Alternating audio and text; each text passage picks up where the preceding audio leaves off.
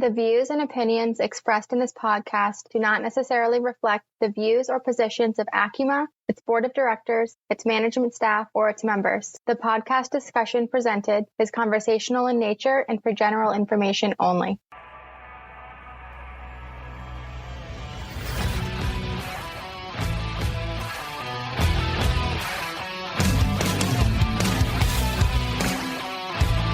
Hello and welcome to Acuma's On Point Podcast, a series focused on sharing the stories of people who are making a positive impact in the credit union mortgage industry. I'm your host, Peter Benjamin. Today's episode is being brought to you by Meridian Link.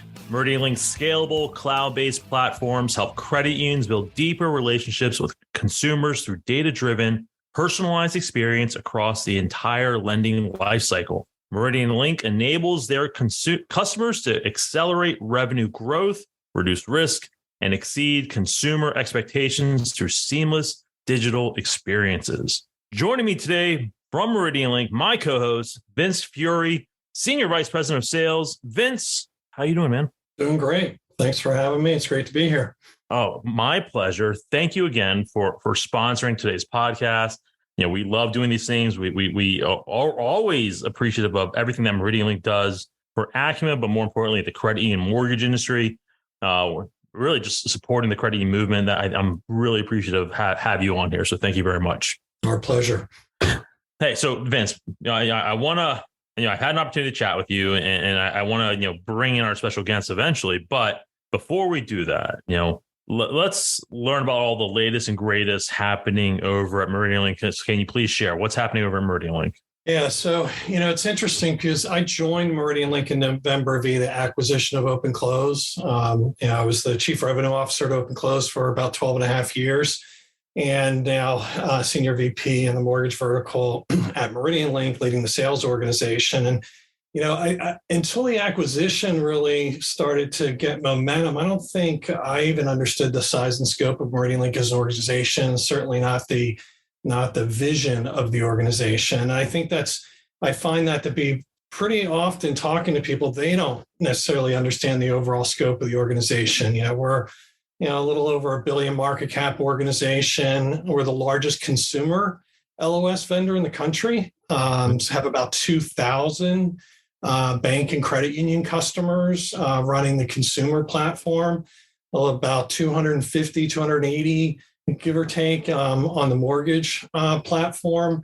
But the thing that's really, really exciting at Meridian Link is the Meridian Link One vision. If you ever talk to someone at Meridian Link, you'll hear, constantly over and over again, Meridian Link One, Meridian Link One, Meridian Link One. And, omni-channel lending has been kind of a buzzword in our industry for a long time. Yep. People use it in different ways. And even at OpenClose, we used it in the context of our business. But really at Meridian Link, it's the only organization I've seen that actually has really implemented true omni-channel lending. And that is the Meridian Link One vision, which is the interconnectivity between all of the platforms that support our credit union partners. So whether it's consumer, mortgage, business, that those systems interconnect with each other. You can launch transactions cross-platform with a common front-end experience for the member, and everything that goes on around Meridian Link from a product perspective, from a vision, a direction perspective, all is centered around that Meridian Link One vision. That's great. That's great. I was familiar with Meridian Link prior to taking this position. I was at a credit union that used Meridian Link. I was even prior to that, I was at a community bank that used Meridian Link. So, always understood, how capable that the system was. But then, with the acquisition of OpenClose, I think it's just you guys just keep getting better and better every day. And I'm really excited to see where Meridian Link, especially Meridian Link One, takes us in the future. So. Fantastic, Vince. Again, appreciate you being here and thank you for walking through that. Now, hey, Vince, sit tight. We're going to bring in our special guest in just a hot minute. Before we do so, again, I'm really excited for this episode. Let's go through a little Acuma housekeeping. Krista, how you doing today? Do me a favor. What's all the good stuff happening over at Acuma? Hey, Peter, doing great. Thank you so much.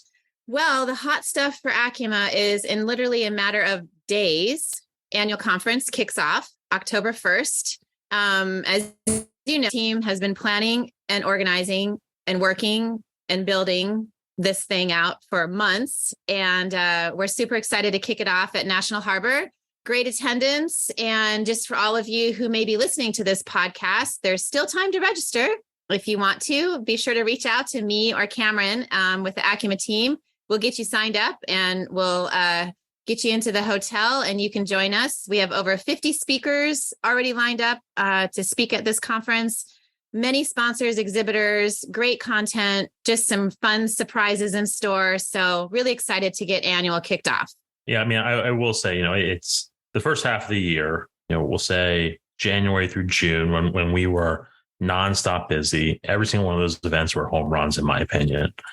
And then, we kind of had that little break and, here we are, September, really Annual is just right around the corner. And I look at the agenda and I couldn't be more excited to be part of the agenda, only because, we've worked diligently to put it together. But at the same time, if I was back in the credit union space and I was still that credit union lender, that credit union executive, this is an agenda that was built for them in this market to help them move the needle forward. I mean, it's big. We've done a great job, have a great lineup of speakers. I'm excited. I know you're excited. The Acuma team's excited. I mean, the buzz I'm hearing about from everyone else out there is that, they're excited. So it's going to be a great event. Really looking forward to that.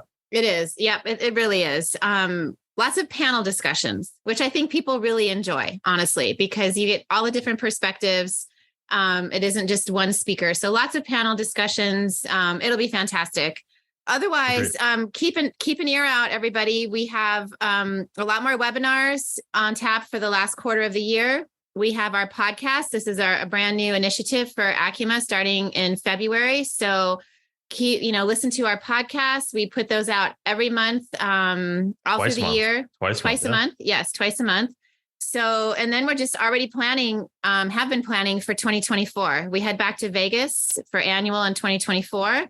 And again, keep an eye on our LinkedIn and our website for workshop information, summits information for 2024. So we're excited.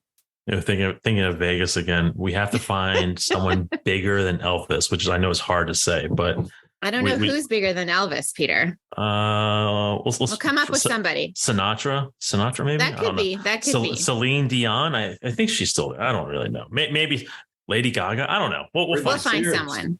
Britney Spears. There you go. We'll get someone. Yes. Hey, it's Vegas. There you go. If you want to look alike, I'm sure you could find it in Vegas. Absolutely. Right.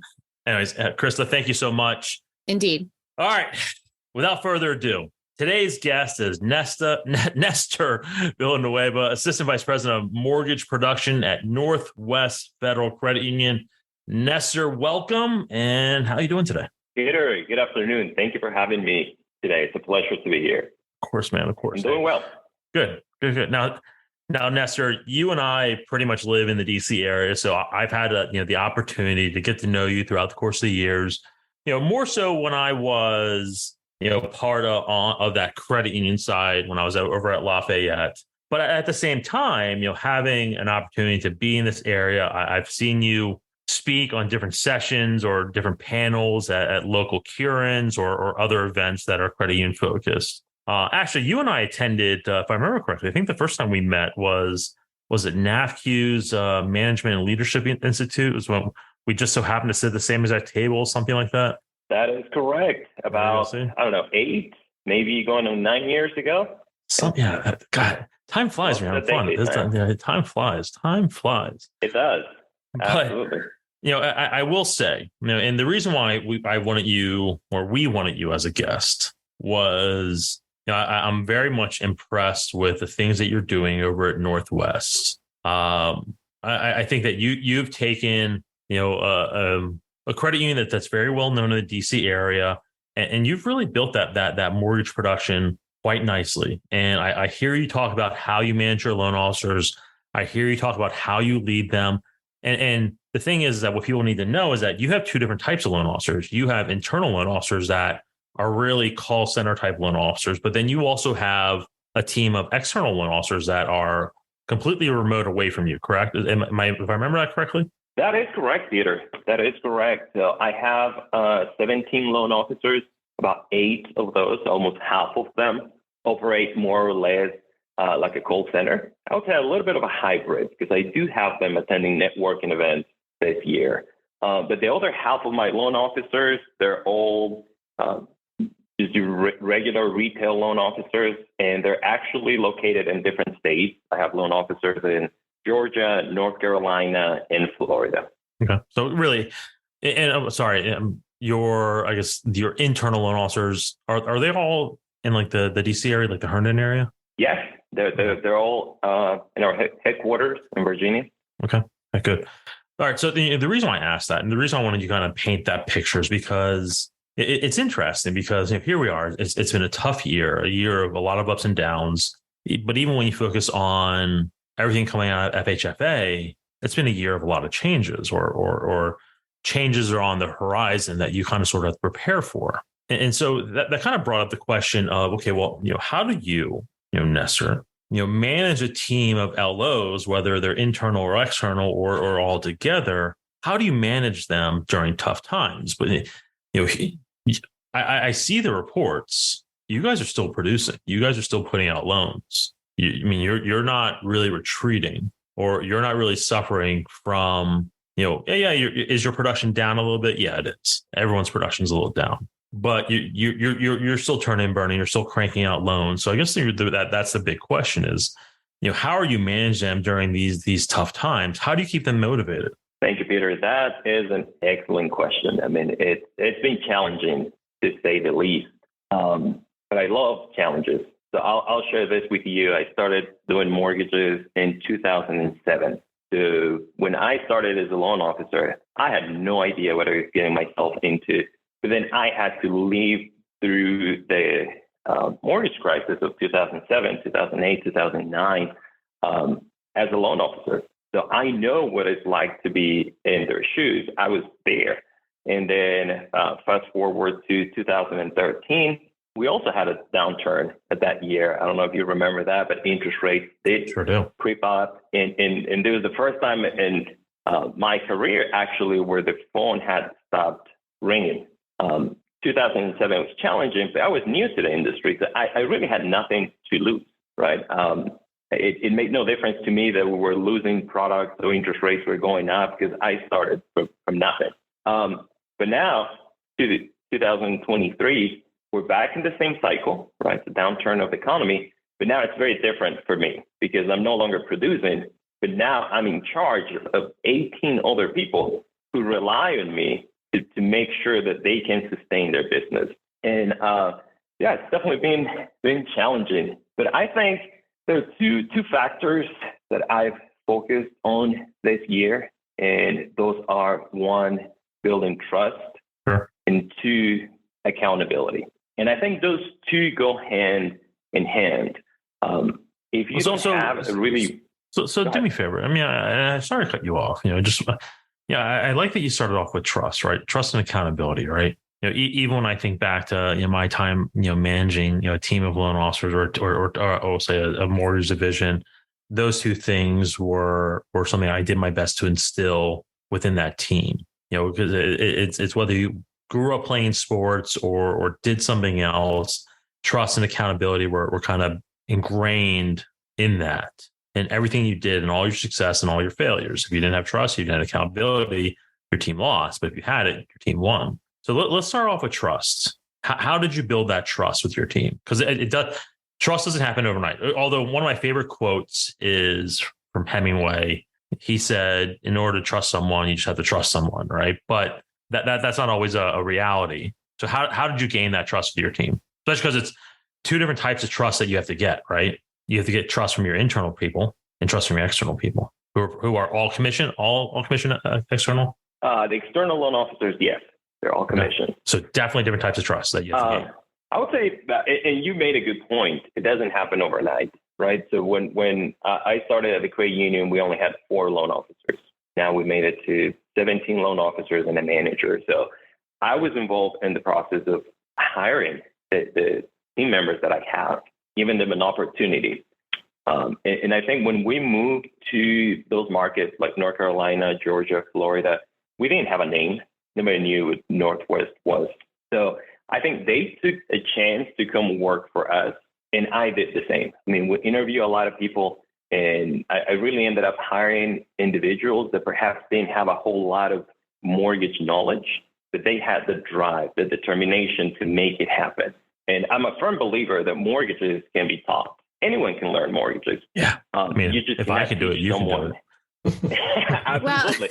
Well, there's a good point, but you have to, you have to have the passion behind the person, and then you can teach them whatever job you need them to do, right? Like that person has to be passionate about their work, their life, their everything, and then you can teach anything pretty much. That is correct. So we started building trust at that point. Now, looking at this year specifically, I think the way I build trust with them is I don't want to hold them accountable to my goals or my expectations. I want to hold them accountable to their own, right? So I try to make time to reach out to them. And they have their managers, but I still pick up the phone and call them once in a while, know how they're doing. I want to know how they go about their business because they all do it differently, right? I could be focusing on getting business from real estate agents. Maybe one of them doesn't really focus on agents. They have accountants. They have all the referral sources that they're going after. So in terms of trust, I spend time learning about their goals, their objectives, and I have my managers doing the very same. So that way, go ahead, Vince. Yeah, I was just going to jump in because it's interesting what you just said. I want to kind of dig into that a little bit.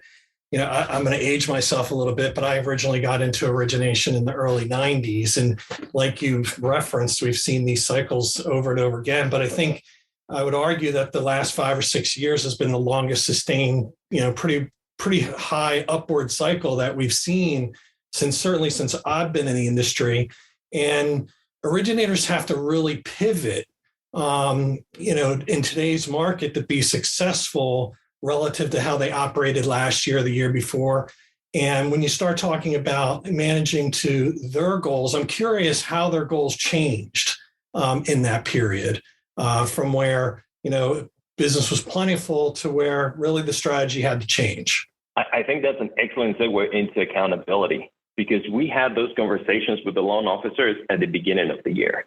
I think when I was a loan officer, I knew what needed to be done. It's just difficult to get yourself to the point that you're doing it. We know we have to be out there, right? But so is everyone else. You want to go and become active with a local association of realtors. Same thing, you're going to find 20, 25 other lenders doing the same. So maybe you need to get creative. But at the end of the day, you need to get yourself out there. So those are conversations that we had with the loan officers at the beginning of the year. And we've tried different things. We have loan officers getting active on chambers of commerce, BNI groups. I have a very diverse group in terms of everything, age, nationality, gender. I have quite a diverse group. And I would say some of my millennial loan officers, they had no interest on pursuing real estate agents the old-fashioned way.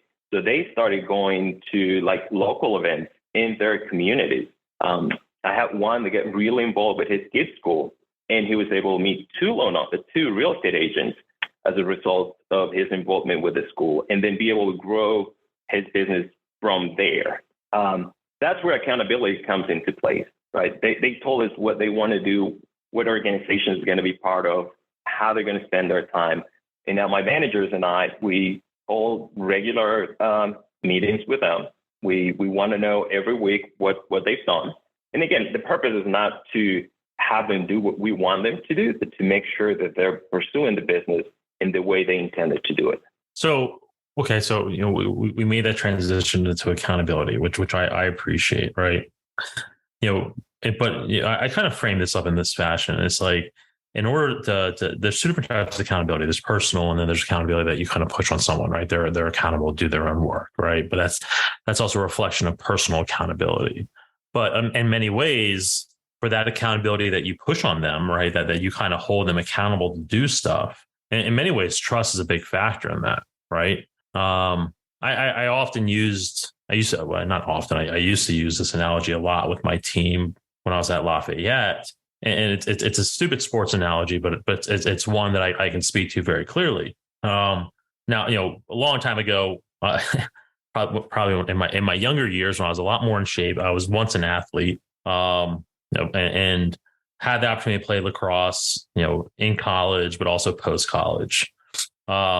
Just it always offended me whenever, and this is a sidebar conversation, but it always offended me that the second you leave college and you're playing in like these adult leagues of any type of sport, it doesn't matter if I was 24, 25, 27, or, we'll say 32.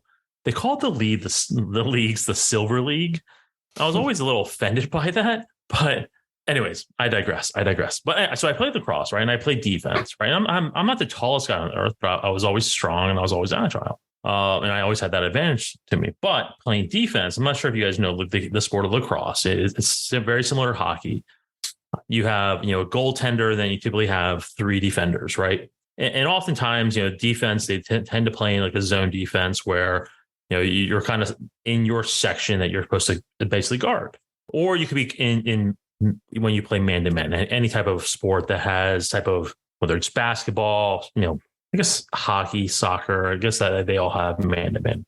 But anyways, accountability and trust comes in the factor with that in this example, because as a defender, I'm often attacking the ball or attacking the opposing player blindly without knowing who has my back, right? I see the ball carrier and I'm just going to go after them. Like they're on my side of the field. I'm the one that's closest, so I'm going to go after it, right? But here's where accountability and trust come in. I'm accountable for my corner of the field. That's my domain. That's my territory. I'm accountable for it, right? I'm going to trust that my teammate, the one who's standing right next to me or the one who's standing right behind me, is going to fill my seat when I vacate it. So when I say filled my seat, the second I start making that move to that offensive player who has the ball, someone should be backfilling me and immediately helping me out when I need it. So that's the trust. At the same exact time, accountability comes into play is because if I make that move and if I make that decision to attack that offensive player, it's on me. I'm on that island, right? And I relate that to very much like us being part of a team in mortgage, because yes, I have that accountability as a leader to make sure that I'm accountable for trusting my team. I think that's as silly as it sounds. In order for us to win as a team, we have to be accountable ourselves, right? We in order for us to be accountable ourselves, we have to trust that the people around us are going to do their jobs as well, right? And maybe I did a bad job explaining that, and maybe I did a bad job of explaining my example. But I guess what I'm getting at is I will say that whenever I faced a challenge in the mortgage industry and I was leading a team, I never questioned someone's ability to hold themselves accountable for the work they did. And I think that's the missing part of what I was trying to explain in my example was if I went after that ball and I went after that attackman and that attackman scored, I raised my hand and I always did it. I raised my hand and say, that one's on me. That's not on the goalkeeper. That's not the goalkeeper's fault. I vacated my seat. So therefore I'm accountable. I trusted that they would forgive me and we move on. Right. And I kind of led in that same fashion. You make a mistake, let's move on. You had a bad month, you made a mistake, let's move on. You didn't do your pre-file checklist, you made a mistake, let's move on. But anyways, what else are you doing to kind of, I want to go back to trust, because trust is not that simple of a thing. So how are you still maintaining that trust? It's about maintaining trust. How are you maintaining that trust now when it's tough times? What are you doing to kind of keep them motivated, to keep them pushing, keeping that needle going forward? Well, Peter, first of all, I would say I really enjoy your analogy about lacrosse. Both of my kids play lacrosse. They just started playing about a year ago. I knew absolutely nothing about that sport, and I can tell you I enjoy it so much right now. Dude, it's the fastest sport on 2 feet. It really builds it builds character. I'll tell you that.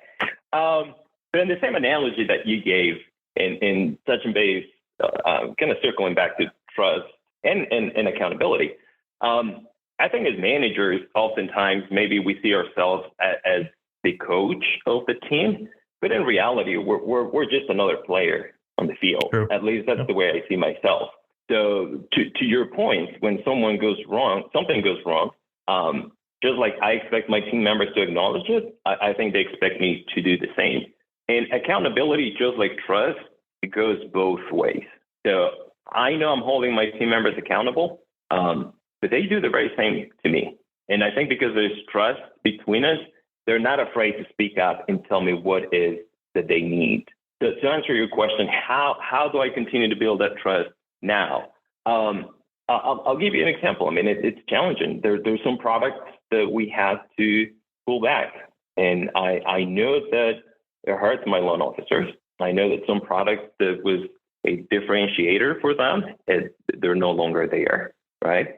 So then the question comes for me, how do I add value to their work? What can I do for them?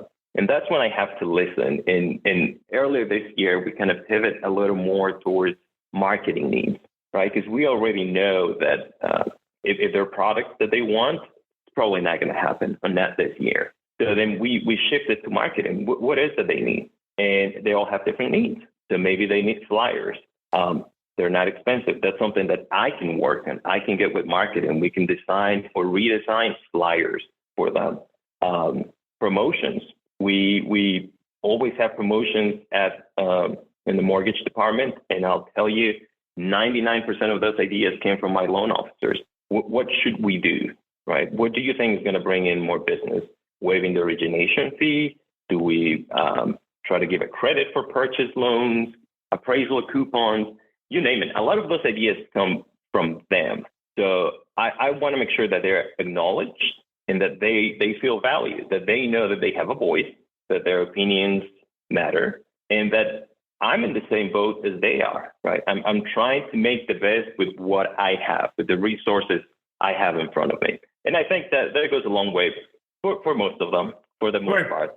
Right, but I mean, I think you nailed the head on. You hit the nail on the head. In order for you to sustain that trust, is that even during these tough times, you have to hear their concerns out, and when you can, implement one of their asks. Right? You said that they requested certain marketing. You got them certain marketing, right?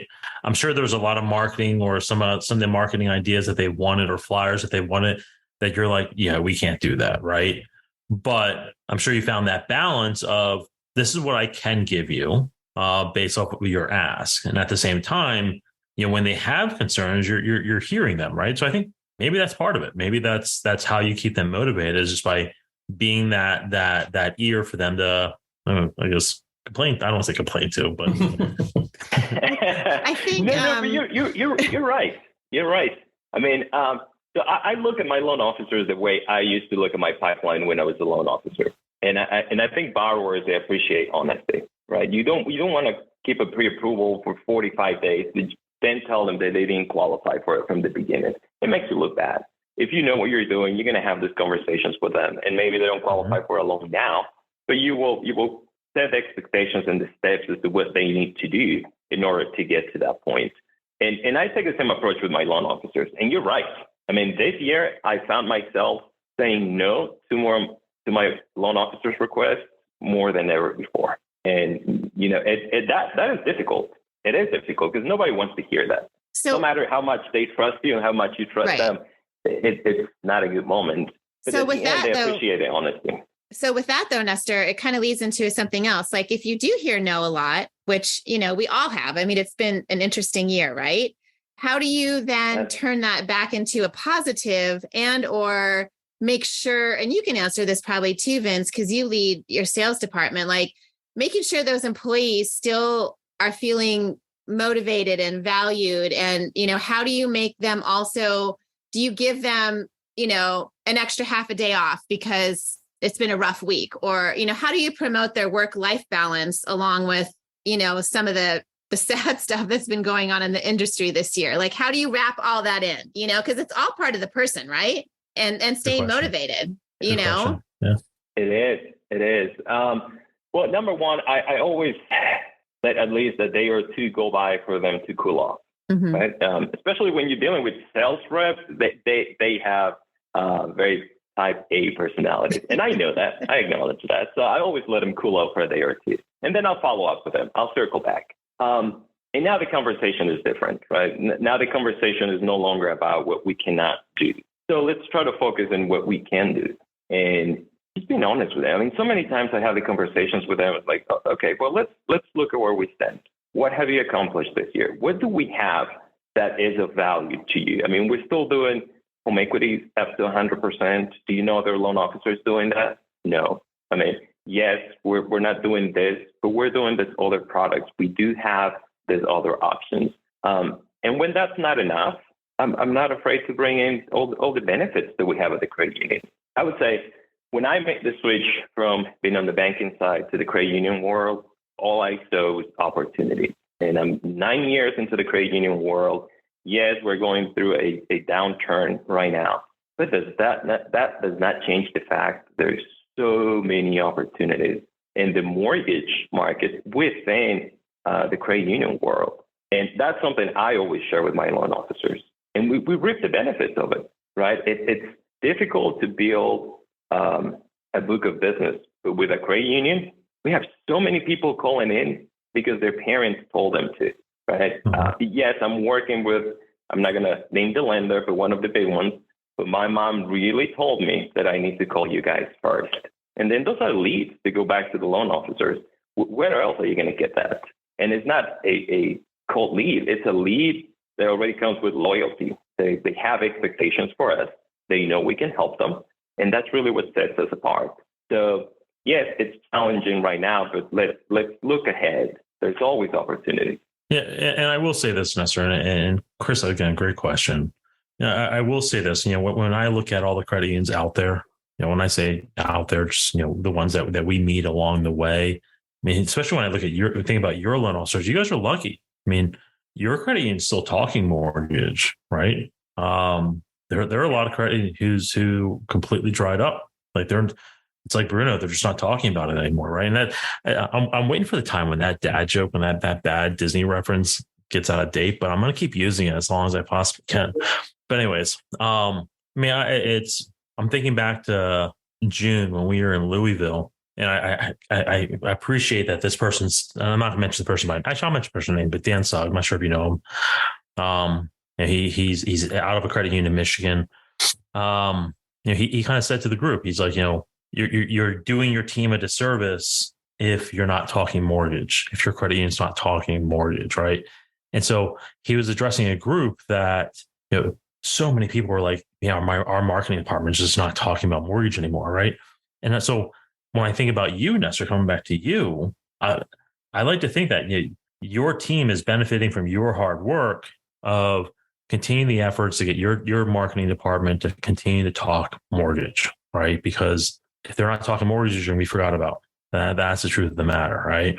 And they trust you that you're going to be their advocate to the powers that be. And you're doing a good job, man. You really are, because not everyone's in the same place as you where they have that marketing support like you do.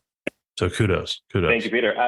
Thank you for acknowledging that. And yes, I mean, it's just like it's a team effort for my loan officers, right? And then we're talking about the conversations I have with them and what I'm able to do for them. Going up the ladder and the same situation where my loan officers are in. I would not be able to do what I do if I didn't have the support that I have. And that's something I also share with my loan officers, and I like to remind them. It's challenging right now, and they may not like it that we're no longer doing 5/5 adjustable rate mortgages like we were doing last year. But again, reiterating what I've said in the past, we're still trying. We have a lot of members, and our senior management is very supportive of marketing mortgages to those members. We do email blasts at least twice a month. We're doing webinars at least once a month. We have a huge indirect lending department. I mean, our indirect department brings in a lot of loans every month, a couple of thousand of indirect loans, and we have full access to those. I mean, outside of what we do for all of our members, we have a different type of marketing campaign specifically, for indirect lending. We have the opportunity to have our external loan officers even call on those members just to introduce themselves and offer their services. Now, it takes a lot of work. You may have to call 100 people before you get a loan out of it. but the opportunity is there. And to your point, not everyone has it. So yes, I think we're very fortunate to have the support that we do here at Northwest. One of the common themes I'm hearing over and over that kind of brings full circle, the trust piece. It seems like, you really function as an advocate for your team. And I think that's one of the things that really builds trust to begin with, but drives lasting trust. So I really commend you for that. I agree. And kind of piggyback off that, I think it's because they trust in you and you trust in them. They're willing to go that extra mile for you. And so I think that's a good measure of a solid leader, Nestor. Now, the last thing I'm gonna say is, kudos to you also for getting that indirect access, because a lot of credit unions don't provide that access to their mortgage folks. They just don't. Indirect in many ways is off limits, or they're just off limits. Anyways, listen, I'm watching the time. We've gone a little bit over. I don't want to transition because I think this conversation could go on probably for another 20 minutes easily. To save Justin and not make this the longest podcast that we've ever recorded, we have to take a pause and start transitioning to the second segment of our podcast. Now, before we do, Nestor, final words, final thoughts on really just motivating a team of loan officers in tough times. Final thoughts. I don't know where I read this. It was probably in an audiobook or something, but since we're talking about trust, an analogy of trust to a bank account, right? You can only withdraw what you put in, and that's how trust works with your team members. And the moment that account goes in the negative, which it could happen from time to time, but if it stays there too long, then that account will close, right? And that's bound to happen. So that's something I keep in mind, and I would encourage the managers perhaps listening to the podcast today to do the very same. Make sure that your accounts are loaded. There are different things that we can do to add to that trust account with our loan officers and team members, and we should be doing it every day. Yeah, make sure, as a credit union professional, make sure your accounts are loaded in more ways than one. But yes, that trust account, certainly. And that sounds like something I said. I don't maybe not. I don't know, but it sounds like something I said. Okay. So anyways, I would have given you credit for it, Peter, but maybe you and I listen to the same podcast or read the same book. It's possible. All right. So, hey, we got to transition. All right. So again, we're going to transition to my favorite part of the podcast.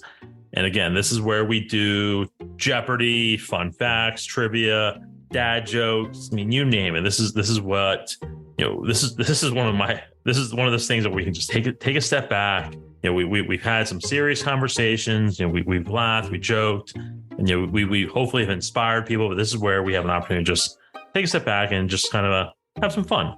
So today we're not doing bad dad jokes, even though I continue to want to do more of them. We're going to do fun facts. I may ask one or two trivia type questions or relay the fun facts in a trivia style format, but we're going to do fun facts. And since here we are just days away from annual here in the beautiful Washington, D.C. area, we're going to do some fun facts about one of my favorite places, Washington, D.C. So again, fun facts, just things that, again, as I'm out there, searching the internet, what do I find interesting about different locations or different things in general?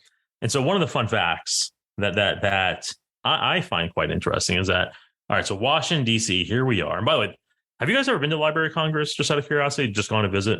I have, but no, I have not. Many years ago. Many years. But I'm sure you remember how beautiful that building is, right? Oh, yeah. Inside and outside, right? It's gorgeous. I mean, it's really an iconic place. But so did you know that the Library of Congress is the largest library in the world with more than 162 million objects in its collection? So I'm guessing that includes things besides books, like, curated art or sculptures, etc. So 162 million objects in its collection. Now, this number is constantly growing with approximately 12,000 items added to the collection daily, which is daily.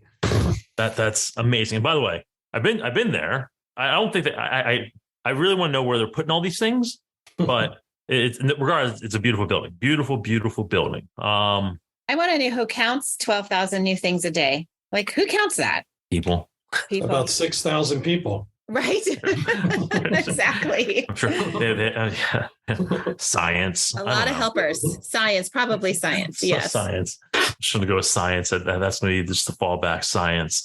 All right. So let's stick with the monuments, memorials, and museums idea.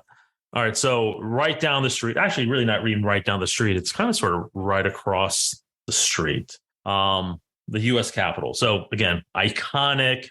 If you haven't taken a tour of the U.S. Capitol, take a tour of the U.S. Capitol. I mean, it's a beautiful building. I've had the opportunity to be in there a few times. So here's a fun fact. That's actually not one of the fun facts. So my dad used to work for a government printing office, and he happened to be work for government printing office before he retired. He was he's like the deputy editor in chief, something like that. Which is interesting because I don't know where he I guess that's where I got my love to read from. But so he worked for a government printing office. And during this time, the Capitol Dome started going under construction. And for some strange reason, his boss sent him to the Capitol to go fetch the blueprints of the Capitol. So I guess they wanted to kind of put it into a book. And so he went there and he finds the architect of the Capitol, and the architect's like, I'm getting ready to go take a tour. Do you want to come? And my dad's like, yeah.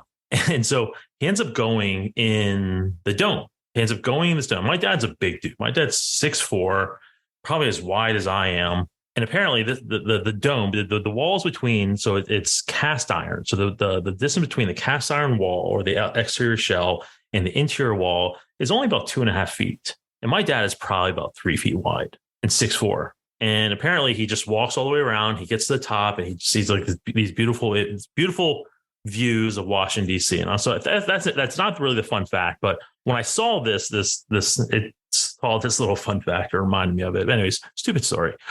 The U.S. Capitol, I found this very interesting, had 4 bathtubs, marble bathtubs installed in 1859. When most senators lived in boarding houses on Capitol Hill. So again, 1859, you didn't have senators flying back and forth to their local states because obviously airfare wasn't around, or at that point in time, train was probably really expensive. So most senators stayed in town, but they didn't have bathtubs in like their little teeny tiny old houses. And so they had 4 marble tubs, just bathtubs, installed in the basement so senators could take a bath and that place wouldn't smell really bad. So found that very interesting. All right. How much time do I have left? I have a little bit more time. I'm probably going way over. They could probably make use of those today. Don't most congressmen sleep in their offices now? I think they do, actually. That's a good point. They do. I think a lot of them just like pop up squats because rent is so expensive in DC. Mm-hmm. That's all they do. They have like a cot or a sleeping bag underneath their desk. I mean, at this point in time, I'm sure they must have there must be like a gym inside there now with like some type of shower facilities, right? Or they belong to like some fancy gym down the street, right? They have to, right? Yeah. I mean, who knows? Maybe they all just smell. I don't really know. But anyways, all right. So a few easy ones. The White House. Here's a little fun fact. The White House has 35 bathrooms. 35 bathrooms. I'm on this little kick of bathrooms and tubs. I need to get away from this. So, all right. So last little fun fact about Washington, D.C. They all seem to be based around the actual federal government buildings. Here's actually a good one. And I know Justin will appreciate this. Actually, this will be a trivia one for you guys. Baseball. It's America's pastime, right? We all know the 7th inning stretch, right? Do you know why we have the 7th inning stretch? I do not. Okay. Nestor? I do not, Peter. No. Krista, you and your I know you're a baseball fanatic, Krista. Do you know why? Oh, yes. Maybe so all the baseball players can go take a bath. All right. So the 7th inning stretch started when President William Howard Taft visited a game in Washington, D.C., and he decided to stretch his legs in the 7th inning. Everyone at the game assumed that President Taft was getting up to leave. So fans throughout the ballpark stood up to show respect and thus starting the tradition of the 7th inning stretch. That's good. That's not bad, right? That's a good one to know. That's a good one. I wonder if Justin knew that one. That's a pretty good one. No, Justin didn't know that one. Maybe he did. As he's listening to this podcast, he'd be like, I knew that. Right. All right. So I think that's all the little fun facts that I have for you guys. Maybe one more. I'll just do one more just because we're already pushing time anyways. We're already officially the longest one. So why not add a little bit more time? All right. So the cherry blossom trees, the iconic cherry blossom trees that line the tidal basin and the beautiful pink blossoms that are all over Instagram or social media when people go to visit them. By the way, I went there once as an adult, never going back because it's just the crowds are just ridiculous. Anyways, they were a gift from the mayor of Tokyo in 1912, which I find surprisingly, I didn't think it was as recent as that, but that's still fairly recent, I guess. Mm-hmm. Oh, this one's okay. One more. All right. DC averages 39 inches of rainfall a year. Did you know that's actually more than Seattle? Really? It is not. It is. Really? It is. I have one. Go for it, Vince. Which I was actually surprised to see, but I might understand why. So, what is it that Washington D.C. citizens consume more than any other U.S. state? Wine. How about that? Crab. They love their wine. They love their wine. They love their their wine. wine. Peter was right. D.C. Wine. citizens consume more wine than any other per capita than any other U.S. state. Yep. Well, that explains a lot. Because it rains so much. Yeah. I don't know why. I don't know why you're looking at me when you said that explains a lot. I am looking at you, Peter. All right, guys. We need to wrap up. Nestor, thank you very much for your time today. Really appreciate your insights into managing a team of loan officers in tough times. Again, always enjoy the conversation. Always appreciate the opportunity to sit down and chat with you, whether it's in this podcast or I guess just bumping into you when we're out and about town. So Nestor, thank you very much for being here. Thank you so much for having me. It's been a pleasure, and I look forward to seeing all of you at the annual conference here in DC. That's what I'm talking about. And to Vince, and really Meridian Link, thank you for being here. Thank you for your continued support of Acuma and the credit union movement. But Vince, especially to you, thank you for being co-host today. My pleasure. Enjoy being here, and likewise, looking forward to National. Awesome. Appreciate it. Hope to see you there. And Chris, of course, thank you very much for being here and sharing your insights into everything happening over at Acuma. Absolutely. Of course. And all of you, thank you very much for taking time out of your busy schedules to listen to on our podcast. We hope you enjoy it. But also, we hope to see you at Annual in just a few days. Thank you very much, everyone. Be well, and I guess we'll catch you next time. Thanks for listening. We'll see you next time at the Acuma On Point podcast. If not already, be sure to subscribe and give us a 5-star rating. For more great episodes and information, be sure to visit us online at acuma.org. And to get the latest updates, head over to our LinkedIn page.